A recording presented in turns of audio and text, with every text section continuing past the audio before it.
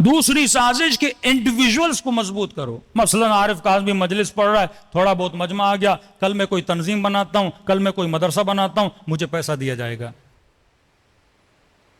100 میرے فالوور, 50 اس کے فالوور, 50,000 اس کے فالوور, 2,000 اس کے فالوور, پھر شخصیت پرستی, معاشرہ اس طرح ڈویژن ہو جائے گی. اور افسوس سے کہنا پڑتا ہے, میں تمام علماء کا احترام کرتا ہوں, لیکن اگر کوئی اصل شیعت کا انکار کرے, ہماری جو اصول ہیں, شیعہ انبیاء کو معصوم مانتے ہیں, ہمارا عقیدہ ہے نبی کبھی بھی گناہ نہیں کر سکتے, لیکن ایک لاہور کے عالم دین ہے, میں احترام کرتا ہوں, جب آپ تقریروں میں یہ بولیں گے کہ حضرت آدم نے گناہ کیا, یہ وہی وہابیت والی بات ہے.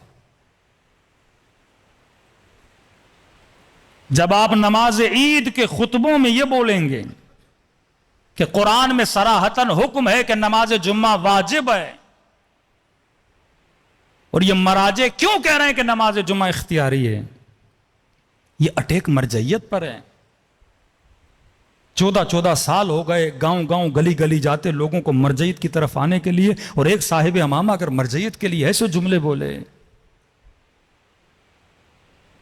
اور پھر ایک مذاقن جوک بولا جائے کہ ایک ٹیچر کلاس کو چھوڑ کے چلا جائے اور جسے مانیٹر بنا کے جائے, اور اسٹوڈنٹس کو وہ یہ بولے جھوٹ میں کہ آج چھٹی ہے, سارے اسٹوڈنٹ نکل جائیں, اور بعد میں ٹیچر کو پتا لگے جس نے یہ بولا اسے بھی سزا دے گا, جو بھاگ گئے اسے بھی سزا دے گا.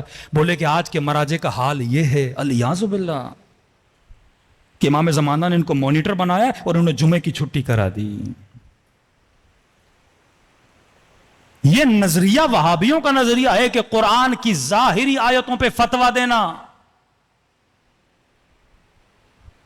ہاں ایک حل ہے کہ آپ مرجعیت کا اعلان کریں پاکستان میں, بولیں میں مرجع ہوں, میں مجتہد ہوں, میرا فتویٰ ہے کہ جمعہ واجب ہے, پھر کوئی مسئلہ نہیں ہے, آپ کے مقلد جمعہ پڑھیں گے. آغا فاضل کے نزدیک شاید سر پانی میں جائے تو مثلا روزہ باطل نہیں ہوتا. یہ تھوڑی آغا فاضل آغا بہجت پہ تنقید کریں, آغا خامنئی پہ تنقید کریں, اس سے مرجعیت ختم ہو جاتی ہے. میں اگر مرجع نہیں ہوں, اگر میں نے مرجعیت کا اعلان نہیں کیا, مجھے حق نہیں ہے میں کسی مجتہد کی فتویٰ پہ تنقید کروں. ظواہر آیات قرآن پہ اگر حکم دینا ہوتا تو قرآن میں صریحتاً لکھا ہے, ابا حضرت آزر کو حضرت ابراہیم کا باپ بتایا گیا ہے, اور خدا کہتا ہے وہ کافر تھا. پھر آپ بھی مانو حضرت ابراہیم کے والد کافر تھے, اگر ظواہر پہ حکم کرنا ہے.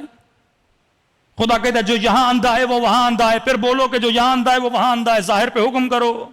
خدا کہتا ہے ید اللہ فوق ایدیہم, میرا ہاتھ ان کے ہاتھ کے اوپر ہے, پھر حکم دو. سینکڑوں احادیث ہیں چھٹے امام کے زمانے میں کہ امام نے لعنت بھیجی ان لوگوں پر جو جمعہ پڑھنے جا رہے ہیں. بعض ہمارے غالی غلات شیعہ جو بے وقوف ہیں وہ اس حدیث سے کیا سمجھتے ہیں کہ آج کے زمانے میں جمعہ پڑھنا حرام ہے. بعض پھر یہ نتیجہ نکالتے ہیں, بنو عباس اور بنو امیہ کے زمانے میں جو جمعہ پڑھنے جاتے تھے, بنو عباس اور بنو امیہ نے اپنے مولوی مسجدوں میں لگائے تھے, ان کے پیچھے امام نے فرمایا جمعہ پڑھنا منع ہے.